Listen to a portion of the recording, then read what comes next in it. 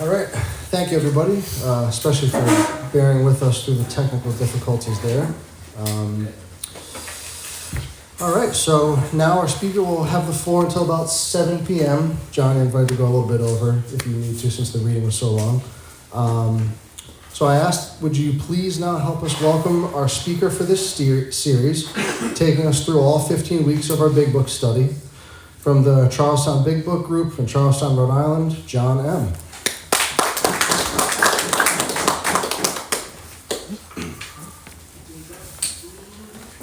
I'm a recovered alcoholic. My name's John. Hey, John.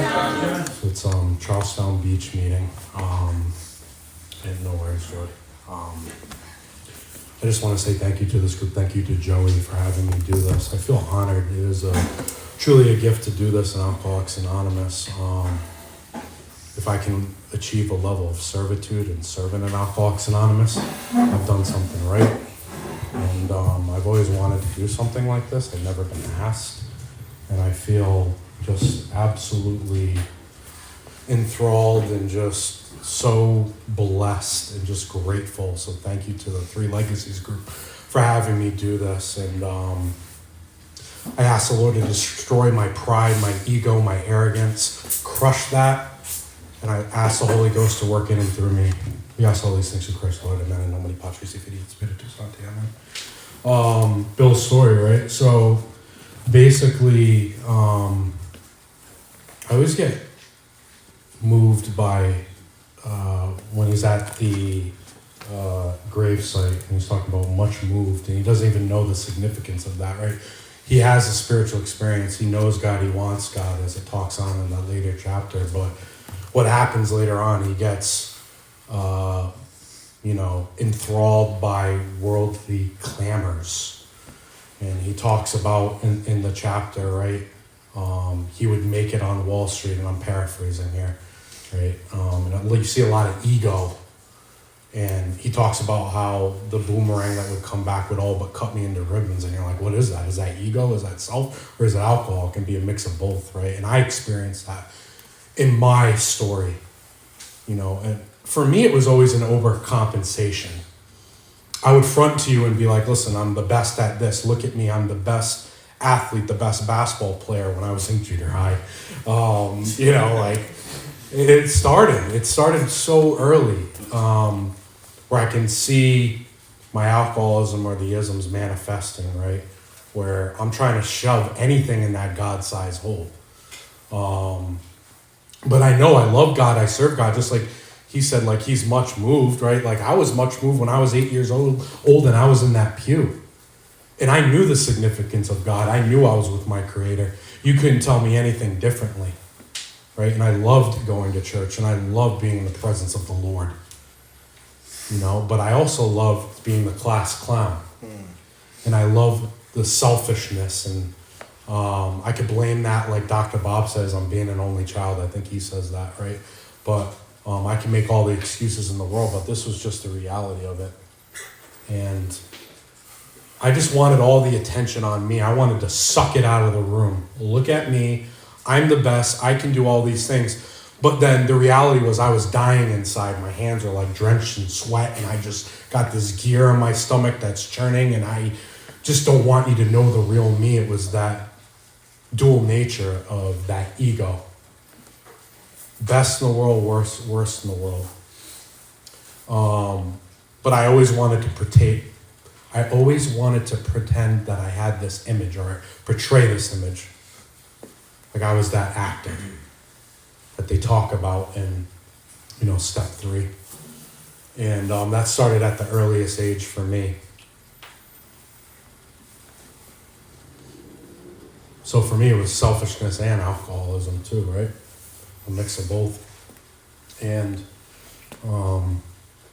it talks about his progression in this story, right? In his story, where it keeps talking about the progression. And like, I can fool myself on the progression. I look back on my story, I can be like, well, it was getting good for a little bit, and I could manage my drinking. I wasn't blacking out as much. I wasn't getting in bar fights all the time, and I had some good recollection, and I would pass out around 15 beers, who knows, something like that. when I was, and this is like in college, but when I was 17 and I had to go on drug tests, I was drinking in the parking lot in Jupiter High School in Jupiter, Florida, my senior year, beginning of my senior year. I had a vodka bottle, and I'd be papping off that at 7 a.m. So for me, it always fluctuated, But I can tell you one thing: I had little control over the amount I take once I put booze in my body. I know that for sure, right? And then I wanted to stay stopped, but I physically couldn't. And my mind would always take me back to the thing that kills me. And I always convinced myself this time will be different. Just like Bill's story talks about self-knowledge, that will fix it. And I remember like going to rehab and being like, okay, I just gotta, think the drink through. I gotta be on guard. I was at Recovery Resources, and it's a defunct rehab in Lake Park, Florida, in Palm Beach County. And I went there to get out of some trouble, get some heat off my back, because I was on had a lot of legal ramifications. And, I remember that time period of my life where I'm just like, listen, I just got to beat these charges. I just got to get out of all this stuff. And,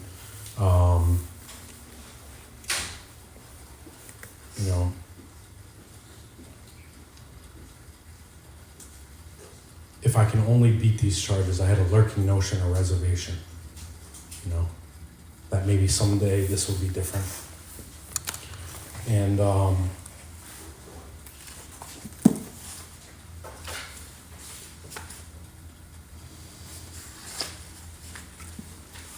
fast forwarding a little bit, I love when he goes to Ebby, right? And Ebby comes over the house and he goes, push a drink across the table. It's on page 9. He refused it. Disappointed but curious, I wondered what had gotten into the fellow.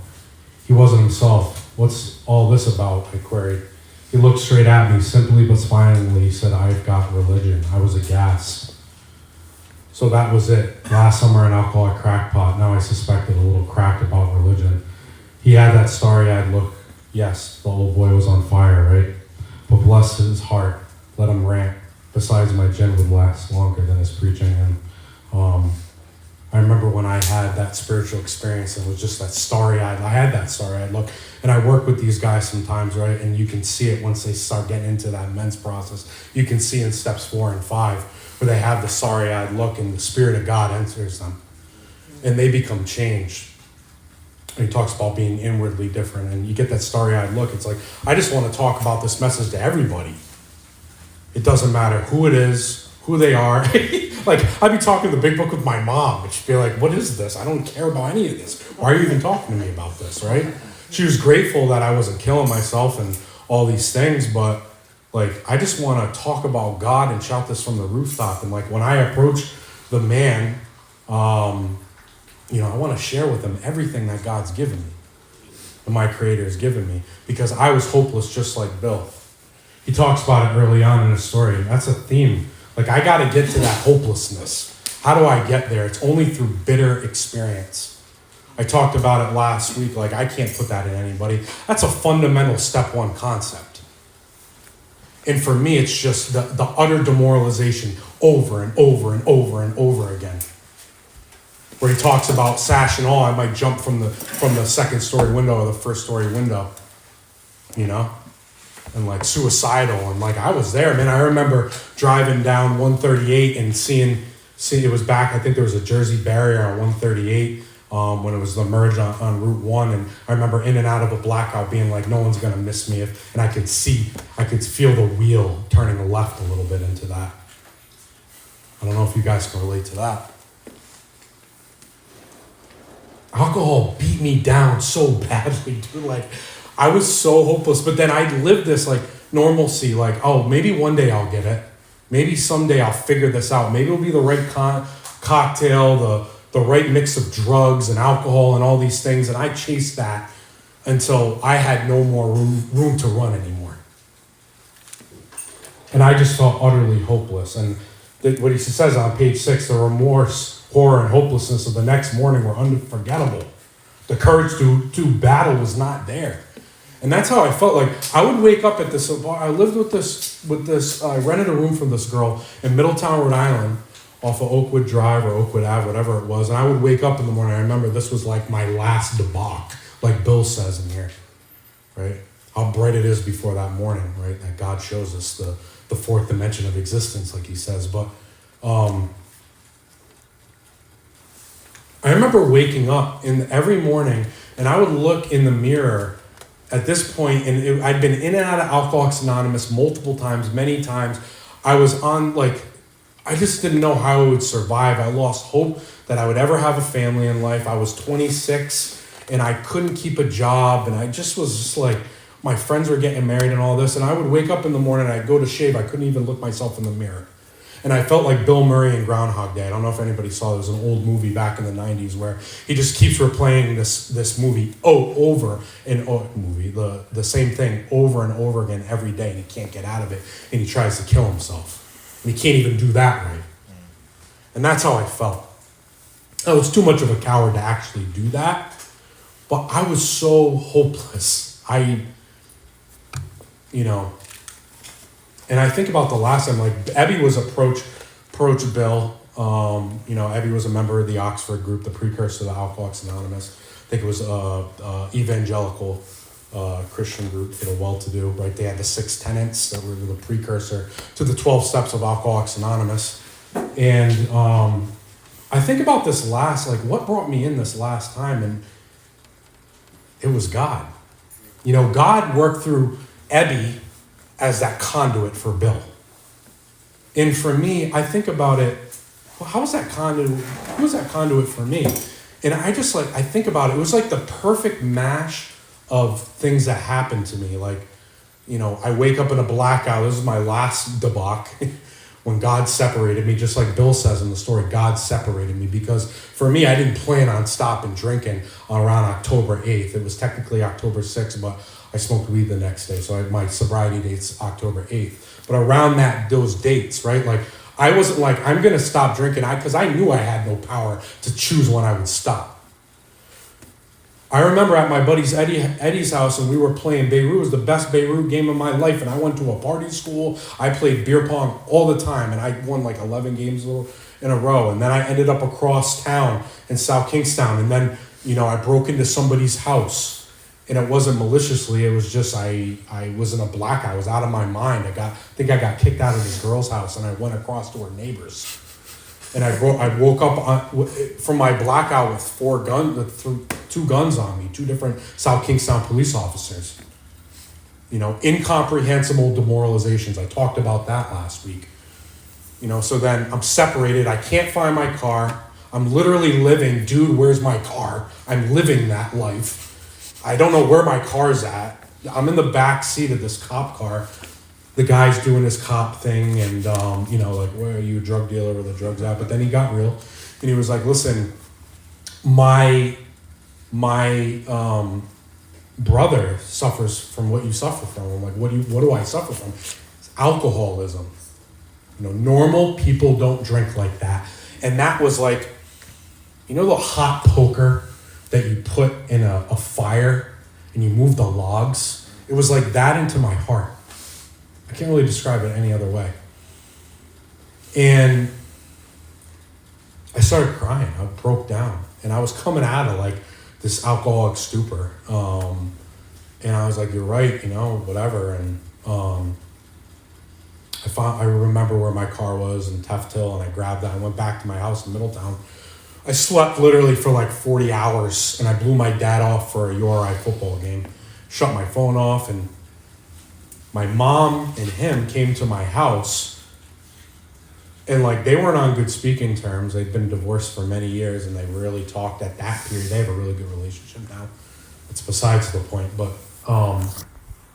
and they came to my house, and they were like, they had an intervention with me.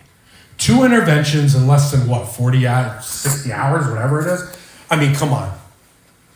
Like, you can be an atheist, you can be an agnostic, but if you can't tell me that's not the hand of God, I don't know what is. And my mom's sitting there and she's crying, John, you're going to kill yourself. Not the first time I heard that from my mother. I don't believe Alcoholics Anonymous is going to work. I tried this for 9 years. I tried this since I was 18, guys. Then I go back, and who do I see at my first meeting? I see my cousin, both my cousins. This is a random meeting in Newport I go to. I'm like, oh, you guys are in, yeah, cool. Like, what's up? You know, consolation, God shot, they call it, right? These miraculous things. Bill talks about it in this book. He talks about these it's a miracle. He talks about it in the story, right? I saw a miracle across the table. Didn't you just say that? He's referring to Ebby. I'm starting to see the world through these new glasses now, because I was going to get separated whether I wanted to or not. It was my time. It's God's time. It's not my time. It's God's time. It's not John's time. I like to think it's John's time. I like to think that this talk's John's time, right? I like to think that my business is John's business. I like to think that my kids are my kids. I like to think that my wife is my wife, obviously, but they're all possessions of the Lord. And he gives me the grace and he gives me a rental. And I get a rental every day. And I thank God for this moment and this breath and this time right now. Because I've suffered the hopeless feature of alcoholism. I suffered from that malady where I wanted to say stop, but I couldn't, right? Just like Bill. And I felt just like, dude, like, okay, when the treatment center doesn't keep you sober, when all these meetings of Alcoholics Anonymous don't keep you sober, when the judge with the curfew doesn't keep you sober, and, you know, your mom begging you, pulling at your coattails, don't go out tonight, I'm afraid you're going to die, doesn't keep you sober, what will? Only but the hand of God, whether I want to believe that or not. Whatever my misconceptions are about God, his ideals, his world, his universe, can I at least lay that to the side? And Bill starts talking about that when he talks about that temperance prayer that he didn't sign when he was a kid, right? And all these thoughts about what his grandfather had in the minister, you know, and all these things, and how he served in World War I, what he saw in Europe, you know. Well, if Satan was the boss universal, right? And he had a grip on me. Oh, I can relate to that. I was living hell. I was living in hell, dude. Like, my own self-created hell. That's a whole nother level of hell. When you create it. But I got no other choice. And then because I see it then I start coming around here a little bit, and these people with time and with this power that I don't even understand, right? It's a power greater than themselves. You can feel it when you talk to these people. I'm like, they have something that I want.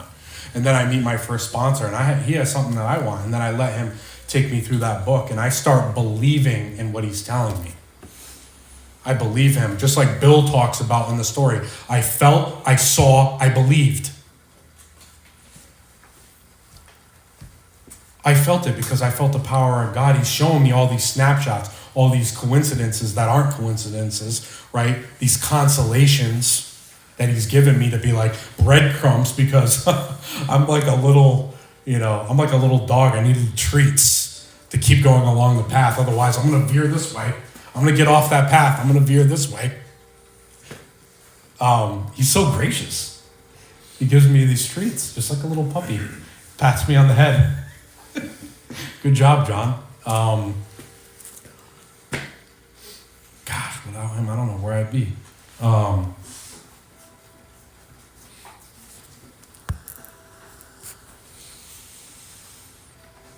losing my track right now. I'm feeling a little lightheaded, but I'm just really glad to be here tonight. And I love Bill's story. I remember Joey asked me, he's like, you want to do the traditional big book step study way? You want to do it this way? I'm like, who cares about the methodology? Let's do Bill's story. I don't know why I was compelled to do that. I don't think I've read Bill's story in a while. And I can relate so well to Bill. Like, I didn't drink exactly like him. Like, I didn't draw a sober breath. Like, my experience was that I didn't draw a sober breath for 5 years. That wasn't my experience, right? But like everything else, I can relate to a T, right? His business dealings, his ego, the self-centeredness, how that manifested, parts of his progression, the feeling of hopelessness, all that, and then being confronted by these people that have that light behind their eyes and they know what they're doing, and you can tell that they have something that I want. Just like Ebby sitting across from the table, fresh-skinned and glowing. The boy had that old starry-eyed look, all right? So then I sit down with the sponsor and then I start going through the 12 steps of Alcoholics Anonymous just like he did. He talks about it in his story, right? 13, there I humbly offer myself to God, as I understood him. Step 3, to do with me as he would.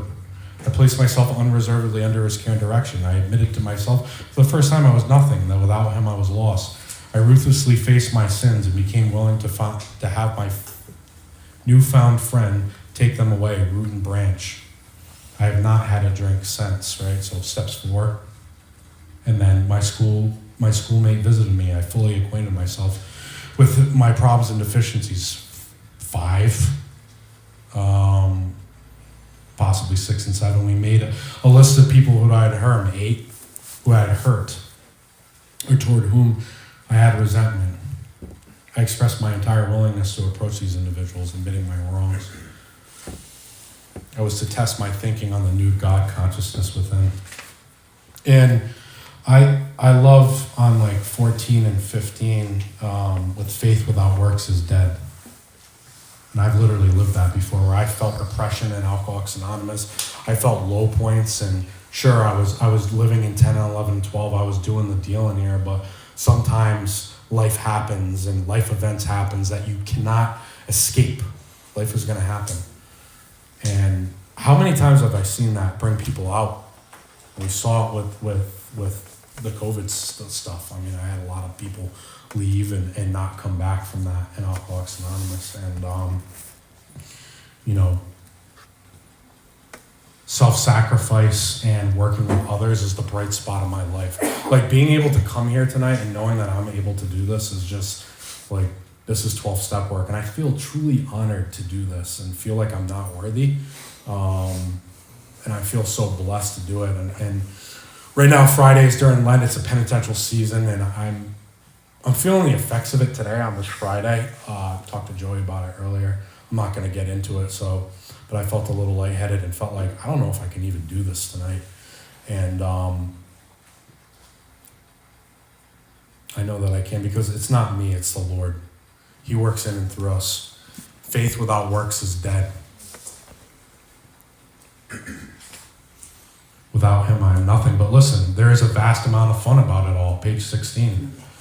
I suppose some would be shocked at our seemingly worldliness and levity. It's like Jesse talked about the Nekipa. Like I feel that way through Nekipa and that fellowship.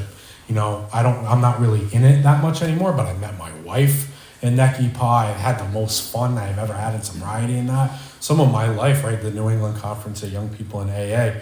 And I got asked to speak on a panel 10 and 11 and 12, and I just felt so lifted up. Talk about service. Like, I just felt so honored and lifted up. And a lady, my wife and I did 2 separate panels, and a woman came up to us while we were eating dinner at the conference in Danvers back in December, and she said, "Thank you so much.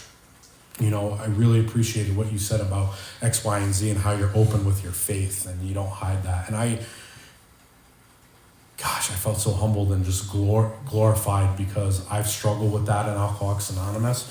And for her to say that meant a lot, that I know I'm doing the Lord's work in here. And that's all I want to do. I just want to do right by him. And then everything else will flow from it. Most of us feel we need look no further for utopia. We have it right here and now. God is found in the here and now. I have it right here with every single one of you right now.